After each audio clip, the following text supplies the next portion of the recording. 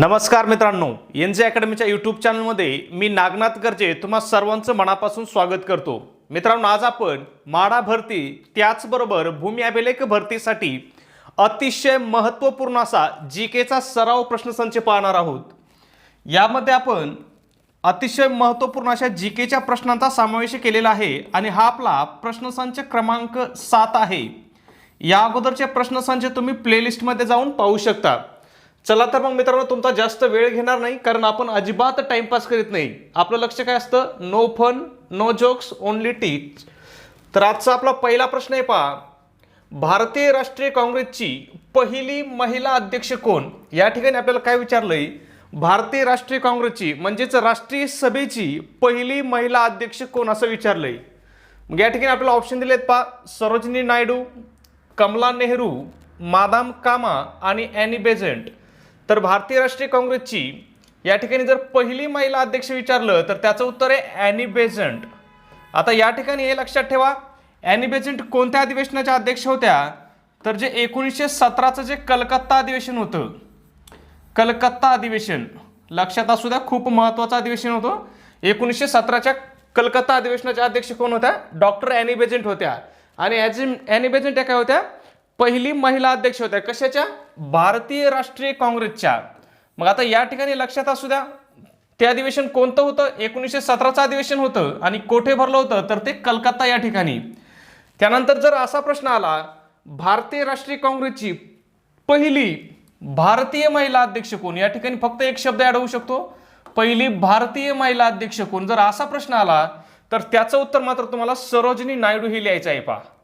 त्याचं उत्तर काय लिहायचं आहे? सरोजिनी नायडू। आता या सरोजिनी नायडू जे आहेत हे कोणत्या अधिवेशनाच्या अध्यक्ष होत्या हाही प्रश्न येतो। तर त्या 1925च्या कानपूर अधिवेशनाच्या अध्यक्ष होत्या पहा।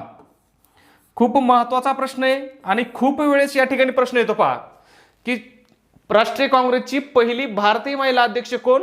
तर त्याचं उत्तर लिहायचं आहे सरोजिनी नायडू। कोणतं अधिवेशन? तर 1925चं कानपूर अधिवेशन।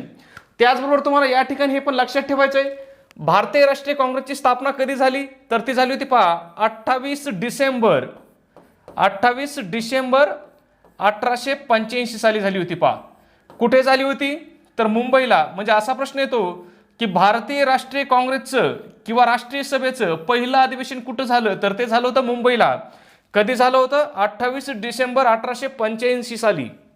त्याचे अध्यक्ष कोण होते? किंवा असाही प्रश्न येतो की भारतीय राष्ट्रीय काँग्रेसच्या पहिल्या अधिवेशनाचे अध्यक्ष कोण होते? मग ते होते पहा व्योमेशचंद्र बॅनर्जी।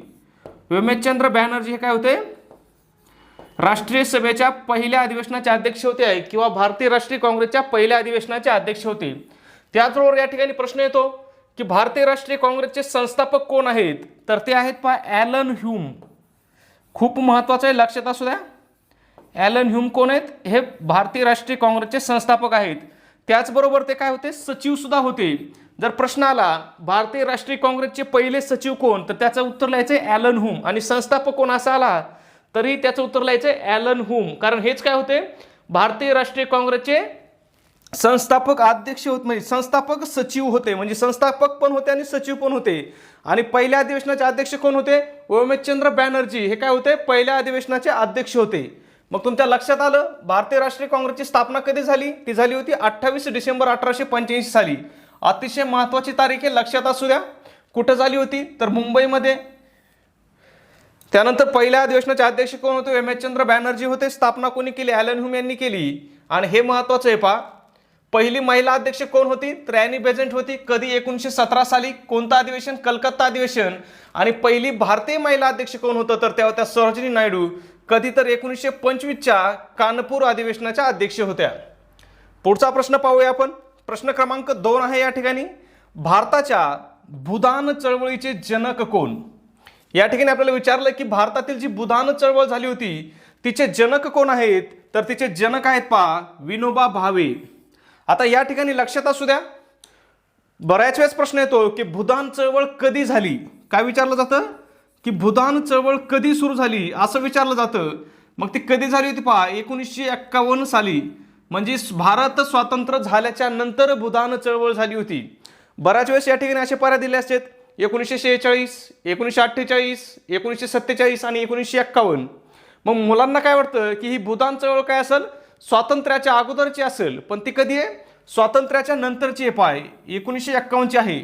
यामध्ये विनोबा भावे यांनी जमीनदारांना काय आवाहन केलं होतं की तुमच्याकडे जी जमीन आहे त्याच्यातील 6वा हिस्सा म्हणजेच 1/6 जमीन काय करा, दान करा, असं आवाहन केलं होतं. हे पण लक्षात ठेवा, 6वा हिस्सा म्हणजेच किती, 1/6 जमीन दान करायला सांगितली होती. चळवळ म्हणजे जनक कोण आहेत भूदान चळवळीचे, अतिशय महत्वाचं आहे, विनोबा भावे आहेत. आणि चळवळ कधी सुरू झाली होती, तर ती 1951ला झाली होती पहा.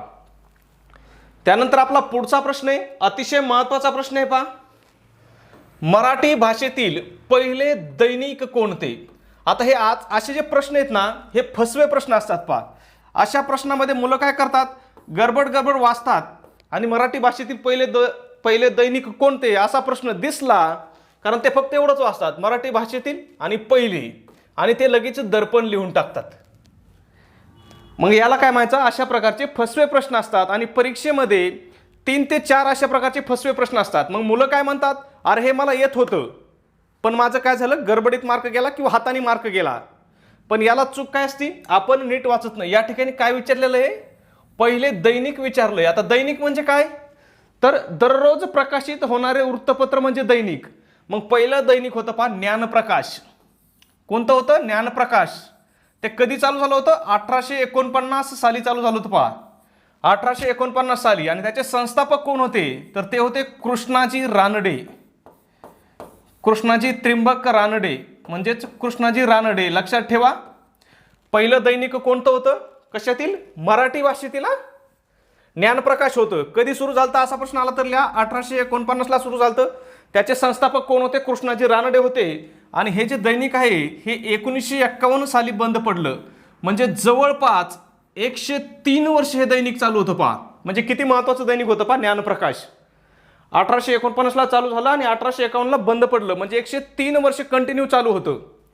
त्याचबरोबर लक्षात ठेवा, दर्पण हे काय होतं, दर्पण हे पाक्षिक होतं पहा. दर्पण हे काय होतं, पाक्षिक होतं, म्हणजे 15 दिवसाला प्रकाशित होणारं. आणि त्यानंतर ते काय झालं होतं, साप्ताहिक झालं होतं. साप्ताहिक म्हणजे काय, तर ते 7 दिवसाला प्रकाशित होणारं वृत्तपत्र. मग आता दर्पण कधी झालं होतं पहा, 1832ला दर्पण सुरू झालं होतं पहा, 6 जानेवारी 1832ला. मग मराठी भाषेतील दिसतं पहिलं वृत्तपत्र कोणतं, असा जर प्रश्न आला, पहिलं वृत्तपत्र म्हणजे या ठिकाणी दैनिक विचारलं नाही, साप्ताहिक विचारलं नाही, पाक्षिक विचारलं नाही किंवा मासिक विचारलं नाही, फक्त वृत्तपत्र जर विचारलं, मराठी भाषेतील पहिले वृत्तपत्र कोणतं, तर त्याचं उत्तर तुम्हाला डोळे झाकून दर्पण लिहायचंय. दर्पणची स्थापना कधी झाली होती, 1832ला. आणि ती कुणी केली होती, तर ती केली होती पहा बाळशास्त्री जांभेकर, बाळशास्त्री जांभेकर यांनी. मग मराठी वृत्तपत्राचे जनक कोण, असाही जरी प्रश्न आला तरी त्याचं उत्तर तुम्हाला लिहायचंय बाळशास्त्री जांभेकर. कधी झालं होतं, 1832ला त्यांनी कोणतं वृत्तपत्र सुरू केलं होतं, दर्पण हे वृत्तपत्र सुरू केलं होतं. ओके, पुढचा प्रश्न पाहूया आपण. प्रश्न क्रमांक 4 आहे पहा, जालियनवाला बाग या गाजलेल्या कवितेचे कवी कोण. या ठिकाणी आपल्याला काय विचारलंय, जालियनवाला बाग या गाजलेल्या कवितेचे कवी कोण आहेत, तर या कवितेचे कवी आहेत पहा कवी कुसुमाग्रज. त्याचबरोबर या ठिकाणी लक्षात ठेवा, जालियनवाला बाग हत्याकांड कधी झालं होतं, ही तारीख अतिशय महत्वाची आहे. जालियनवाला बाग हत्याकांड झालं होतं पहा 13 एप्रिल 1919ला. ज्यावेळेस रौलेट कायदा संमत करण्यात आला होता 1919ला, त्याविरोधात देशभर हरताळ पाळण्यात येत होता. तशाच प्रकारची एक सभा अमृतसर शहरातील, कोणत्या शहरात, अमृतसर शहरातील जालियनवाला बाग या बागेमध्ये एक सभा भरली होती. आणि त्यामध्ये काय केलं होतं, जनरल डायरने या ठिकाणी बेछूट गोळीबार केला होता. आणि त्यामध्ये जवळपास 500च्या आसपास सरकारी आकड्यानुसार काय भारतीय नागरिक मृत्युमुखी पडले होते. मग ही घटना कधी झाली होती, ती 13 एप्रिल 1919ला झाली होती.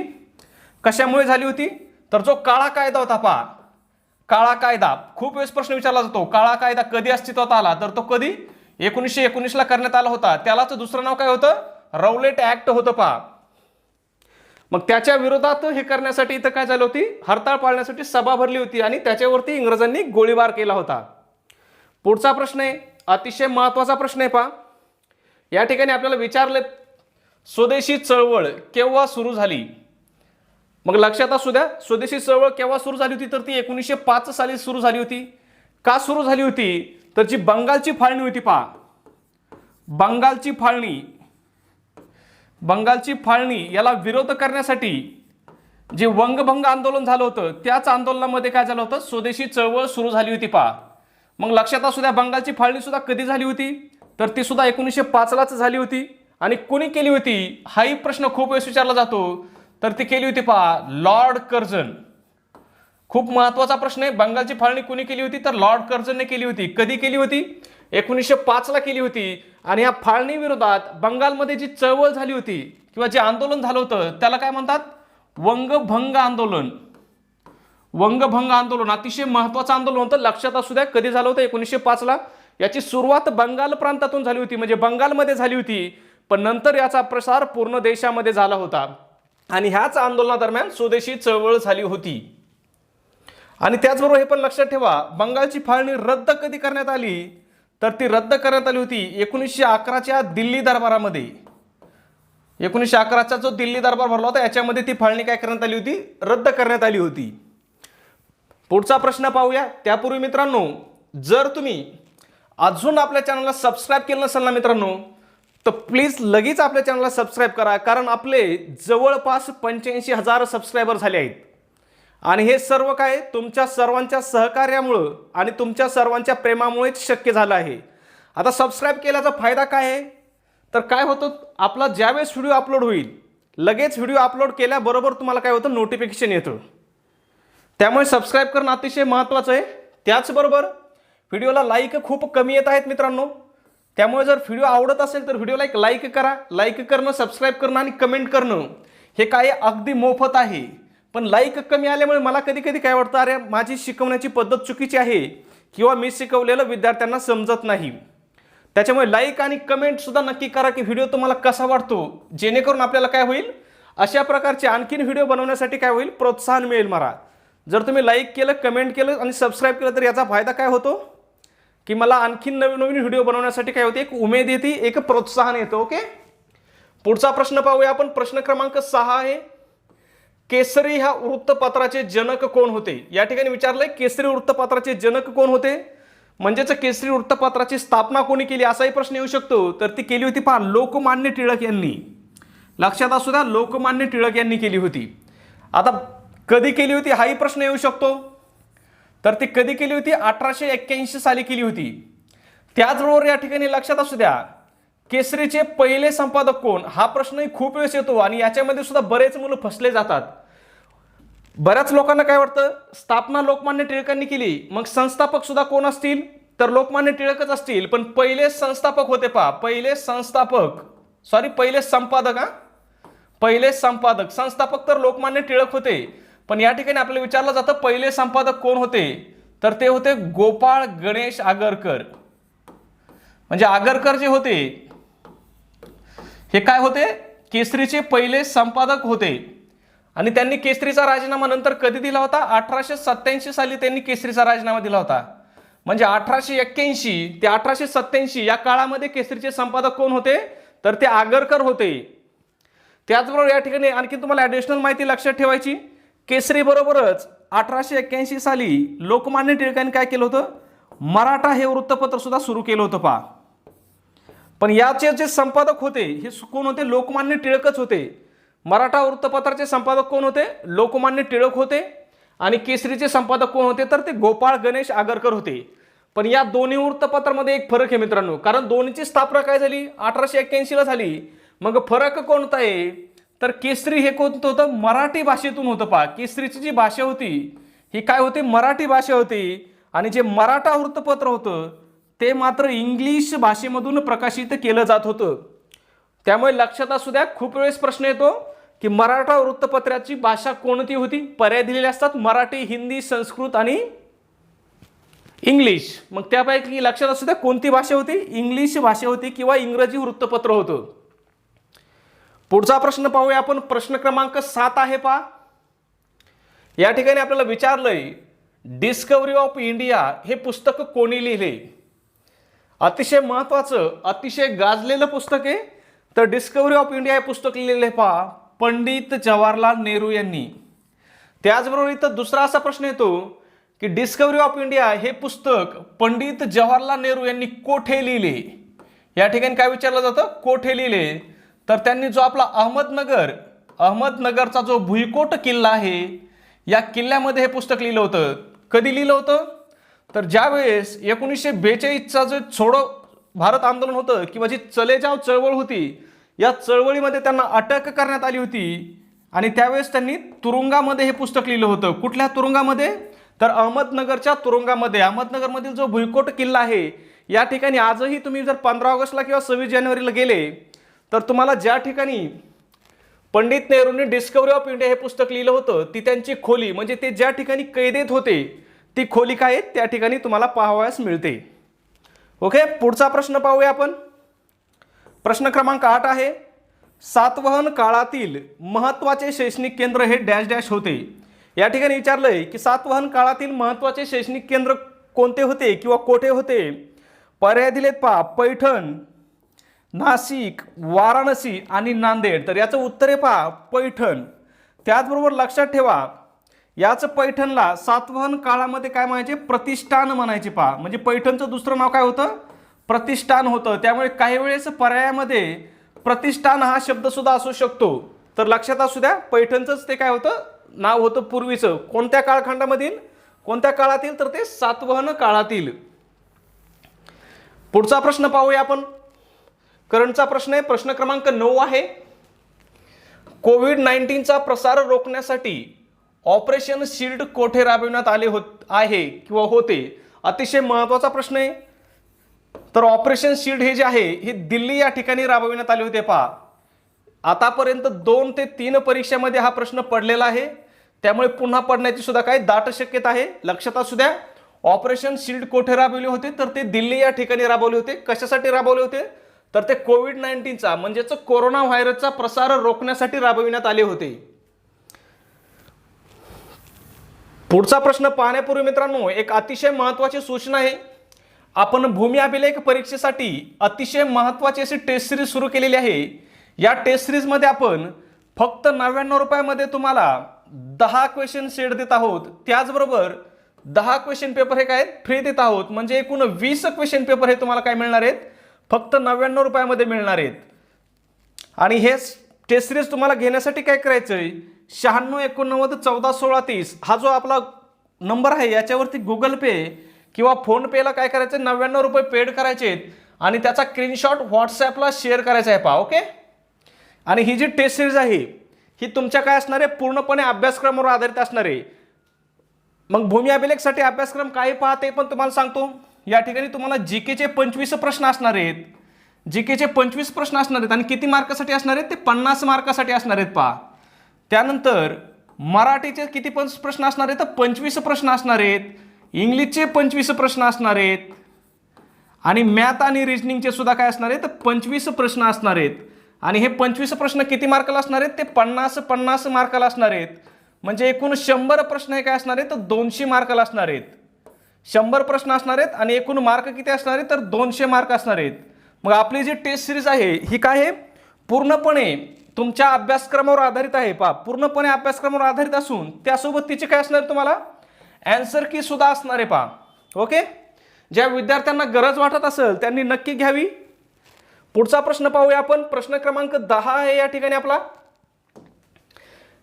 लहान मुलामध्ये रात आंधळेपणा हा रोग कोणत्या जीवनसत्वाच्या अभावामुळे होतो. आता हा प्रश्नही याच्या अगोदर येऊन गेलेला आहे आणि अशाच प्रकारचा प्रश्न पहा. हा प्रश्न सुद्धा काय आहे, फसवा प्रश्न आहे पहा. आज मुद्दाम आपण काही असे प्रश्न घेतलेले आहेत कारण ज्यावेळेस मी विद्यार्थ्यासोबत बोलत होतो त्यावेळेस विद्यार्थ्याकडून मला बऱ्याच वेळेस असं लक्षात आणलं की असे प्रकारचे जर फसवे प्रश्न आले तर विद्यार्थी माहीत असून सुद्धा उत्तर चुकवतात. आता या ठिकाणी फक्त काय केलंय पहा, त्यांनी एक शब्द टाकलाय लहान मुलामध्ये. मग आपल्याला माहिती असतं रात आंधळेपणा हा रोग कोणत्या जीवनसत्वाच्या अभावामुळे होतो, तो अजीवनसत्वाच्या अभावामुळे होतो. पण इथं आपल्याला कन्फ्यूज करण्यासाठी त्यांनी एक शब्द टाकलाय की लहान मुलामध्ये. मग आपण हे पुस्तकात वाचलेलं नसतं की लहान मुलामध्ये कशामुळे होतो. आपल्याला माहिती आहे रात आंधळेपणा हा काय होतो, व्हिटॅमिन अ च्या अभावामुळे होतो. पण हा शब्द टाकल्यामुळे आपण कन्फ्युजन होतो. पण अजिबात कन्फ्युजन व्हायचं नाही. तर त्याचं उत्तर सुद्धा काय आहे, ए जीवनसत्व, व्हिटॅमिन ए किंवा व्हिटॅमिन अ ह्या जीवनसत्वामुळेच काय होतो, लहान मुलामध्ये सुद्धा रात आंधळेपणा होतो. त्याचबरोबर लक्षात ठेवा, सी जीवनसत्वाअभावी स्कर्वी हा रोग होतो. पहा, स्कर्वी अतिशय महत्वाचं आहे. व्हिटॅमिन सी च्या अभावी स्कर्वी, व्हिटॅमिन बी च्या अभावी बेरी आणि व्हिटॅमिन ई च्या अभावी काय होतं? पहा, वांझपणा होतो. मग बऱ्याच वेळेस प्रश्न येतो, वांझपणा विरोधी जीवनसत्व हे कोणत्या जीवनसत्वाला म्हणतात? तर व्हिटॅमिन ई ला काय म्हणतात? वांझपणा विरोधी जीवनसत्व म्हणतात. पुढचा प्रश्न आहे आपला प्रश्न क्रमांक 11 आहे. पहा, स्पायरोगायरा हे टिंबटिंब शेवाळ आहे किंवा स्पायरोगायरा हे डॅश डॅश शेवाळ आहे. खूप वेळेस रिपीट झालेला प्रश्न आहे, जसेचा तसा वन लाईनर प्रश्न आहे. तर स्पायरोगायरा हे काय? हरित शेवाळ आहे. लक्षात असू द्या. पुढचा प्रश्न आहे आपला प्रश्न क्रमांक 12 आहे. या ठिकाणी आपल्याला विचारलंय, टिंबटिंब रक्त गोठण्याची क्रिया सुरू करण्याचे कार्य करतात. तर लक्षात असू द्या, अतिशय महत्वाचा प्रश्न आहे. रक्त गोठण्याची जी क्रिया आहे ही सुरू करण्याचं काम रक्तपट्टिका करतात, म्हणजेच त्याला आपण प्लेटलेट्स म्हणतो. पहा, म्हणजेच लक्षात असू द्या, रक्तपट्टिका किंवा प्लेटलेट्स काय करतात? तर रक्त गोठण्याचं काम सुरू करतात. ओके. पुढचा प्रश्न आहे आपला प्रश्न क्रमांक 13 आहे. 1936 सालच्या फैजपूर येथील राष्ट्रीय सभेच्या अधिवेशनाचे अध्यक्ष डॅश डॅश होते. तर मग लक्षात असू द्या, फैजपूर अधिवेशनाचे अध्यक्ष होते. पहा, पंडित जवाहरलाल नेहरू हे काय होते? फैजपूर अधिवेशनाचे अध्यक्ष होते. फैजपूर अधिवेशन कधी झालं होतं हे पण लक्षात ठेवा, 1936 ला झालं होतं. आणि त्याचबरोबर हे जे फैजपूर आहे, आता बऱ्याच वेळेस पहा सरळ सरळ प्रश्न आलेला आहे की फैजपूर हे कोणत्या राज्यामध्ये होतं? म्हणजे राष्ट्रीय सभेचं 1936चं अधिवेशन होणारं फैजपूर कोणत्या राज्यामध्ये होतं? किंवा असंही विचारलं जातं की राष्ट्रीय सभेचं 1936चं अधिवेशन कोणत्या राज्यामध्ये झालं? तर लक्षात असू द्या, फैजपूर हे काय? महाराष्ट्रामध्येच आहे. महाराष्ट्रातील जो जळगाव जिल्हा आहे ना, ह्या जळगाव जिल्ह्यामध्ये काय? फैजपूर आहे. त्याचबरोबर याचं आणखीन एक वैशिष्ट्य आहे. पहा, हे जे अधिवेशन होतं हे काँग्रेसचं 50वं अधिवेशन होतं. अतिशय महत्वाचं असं 50वं अधिवेशन होतं. मग प्रश्न जर आला की राष्ट्रीय सभेचं किंवा राष्ट्रीय काँग्रेसचं 50वं अधिवेशन कोठे झालं? तर 50वं अधिवेशन कुठे झालं होतं? फैजपूर या ठिकाणी झालं होतं. त्याचे अध्यक्ष कोण होते? पंडित जवाहरलाल नेहरू होते. आणि कधी झालं होतं? तर ते 1936 साली झालं होतं. त्याचबरोबर इथं दुसरं एक लक्षात ठेवा, ग्रामीण भागातील हे काय होतं? काँग्रेसचं पहिलं अधिवेशन होतं. कोणत्या भागातील? ग्रामीण भागातील, म्हणजे खेडेगावात होणार हे काय होतं? काँग्रेसचं पहिलं अधिवेशन होतं. याच्या अगोदरचे जे अधिवेशन आहेत ते सर्व काय होते? शहरी भागामध्ये होत होते. पण 1936चं म्हणजेच 50वं अधिवेशन हे काय होतं? ग्रामीण भागामध्ये होणारं अधिवेशन हे काय होतं? पहिलं अधिवेशन होतं.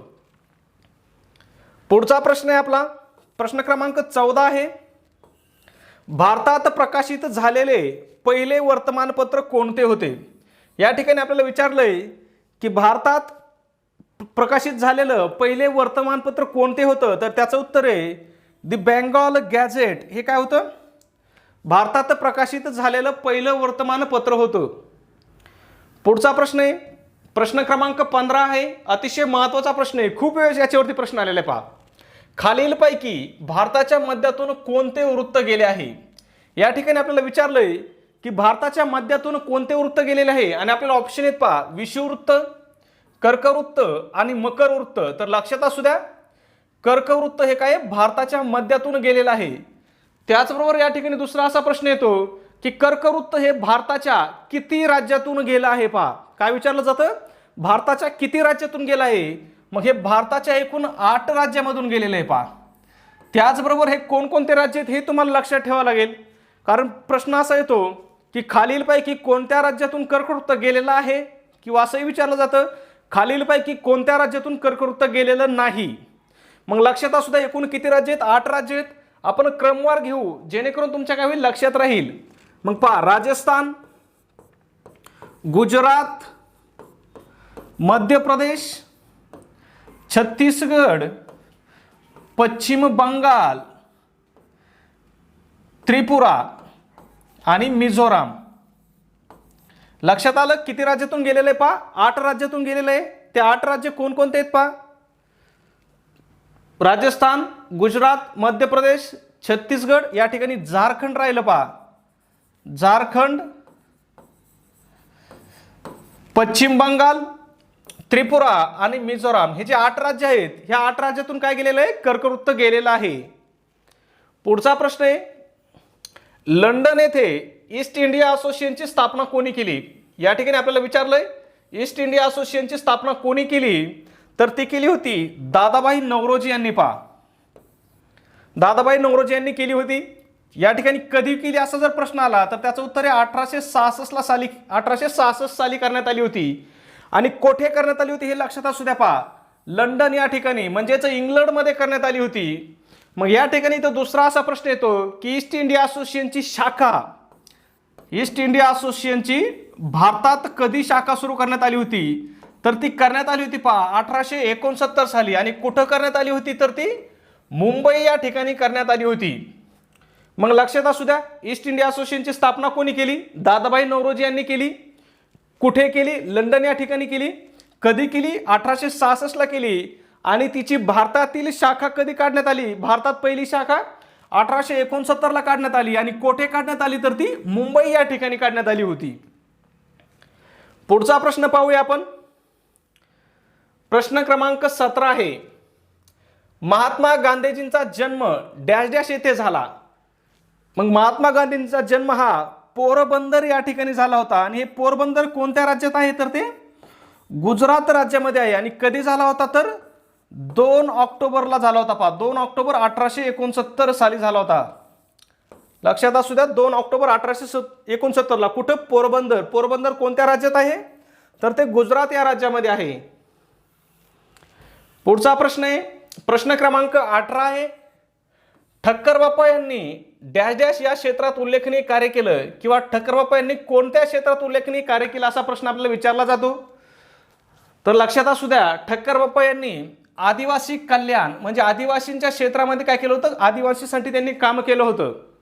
त्याचबरोबर या ठिकाणी असा एक प्रश्न विचारला जातो, भिल्लांचे महात्मा गांधी कोण? भिल्लांचे महात्मा गांधी कोण, तर ते कोण आहेत? ठक्कर बाप्पा. किंवा असा प्रश्न विचारला जातो, ठक्कर बाप्पांना कोणाचे महात्मा गांधी म्हणतात, तर भिल्लांचे महात्मा गांधी. किंवा या ठिकाणी असंही विचारलं जातं की ठक्कर बाप्पा यांनी एकूण किती शैक्षणिक संस्था स्थापन केल्या, तर एकूण 21 शैक्षणिक संस्था स्थापन केल्या होत्या. लक्षात असू द्या.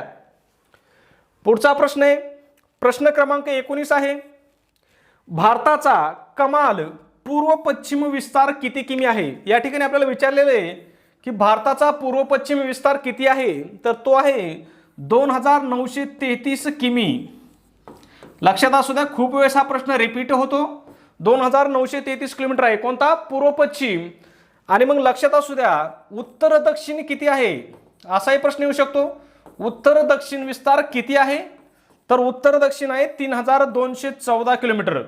त्याचबरोबर या ठिकाणी लक्षात असू द्या, जर महाराष्ट्राचा पूर्व पश्चिम विस्तार विचारला, महाराष्ट्राचा जर पूर्व पश्चिम विस्तार विचारला तर तो आहे 800 किमी. आणि दक्षिण उत्तर हा जर विचारला तर तो आहे 700 किमी. आणि समुद्र किनारा विचारला महाराष्ट्राला तर तो आहे 720 किमी. पुढचा प्रश्न आहे आपला प्रश्न क्रमांक 20 आहे, उल्कापातामुळे तयार झालेले लोणार हे सरोवर कोणत्या जिल्ह्यामध्ये आहे? या ठिकाणी आपल्याला विचारलेलं आहे की लोणार सरोवर कोणत्या जिल्ह्यामध्ये आहे. याचं उत्तर मित्रांनो तुम्हाला काय करायचं आहे, तर ते कमेंटमध्ये सांगायचं आहे, कारण हा प्रश्न आपण खूप वेळेस घेतलेला आहे. त्याचबरोबर एक छोटीशी सूचना आहे मित्रांनो, आपण माडा परीक्षेसाठी अतिशय महत्त्वाची अशी टेस्ट सिरीज सुरू केलेली आहे. यामध्ये तुम्हाला संपूर्ण अभ्यासक्रमावर आधारित असे आणि आन्सर की सह काय असणार आहेत, 10 क्वेश्चन पेपर असणार आहेत. आणि प्रत्येक क्वेश्चन पेपरमध्ये काय एकूण 200 क्वेश्चन असणार आहेत. कारण माडा परीक्षेचा पॅटर्न काय आहे, 200 प्रश्न असणार आहेत, 200 मार्कासाठी असणार आहेत. आणि त्यासाठी वेळ असणार आहे 2 तास. मग याप्रमाणे आपण पूर्णपणे अभ्यासक्रमावर आधारित म्हणजे जो माडा परीक्षेचा जो अभ्यासक्रम आहे पूर्णपणे याच्यावर आधारित अशी टेस्ट सिरीज आपण सुरू केलेली आहे. या टेस्ट सिरीजची किंमत सुद्धा आपण किती 100 रुपये ठेवलेली आहे. पण खास विद्यार्थ्याच्या मागणीस्तव जे विद्यार्थी आज ऑर्डर करतील त्यांना याच्यामध्ये 25% डिस्काउंट देण्यात येईल. म्हणजे त्यांनी फक्त काय करायचं आहे, फक्त 75 रुपये 75 रुपये काय करायचे आहेत. आपला जो व्हॉट्सॲप नंबर आहे 9689 141630 9689 141630 हा जो आपला व्हॉट्सॲप नंबर आहे याच्यावरती काय करायचं आहे, फोनपे, गुगल पे, पेटीएम, ॲमेझॉन पे म्हणजे कोणतंही माध्यम असेल पेमेंट करण्याचं, त्याच्यावर पैसे सेंड करायचे आणि काय करायचे त्याचा स्क्रीनशॉट याच नंबरला व्हॉट्सॲपवरती शेअर करायचा आहे. त्याचबरोबर मित्रांनो, जर तुम्ही अजून व्हिडिओला लाईक केलं नसेल तर लगेच व्हिडिओला लाईक करा, चॅनलला सबस्क्राईब करा आणि आपले व्हिडिओ जर तुम्हाला आवडत असतील तर तुमच्या मित्र परिवाराला आपले व्हिडिओ नक्की शेअर करा मित्रांनो. ओके, धन्यवाद.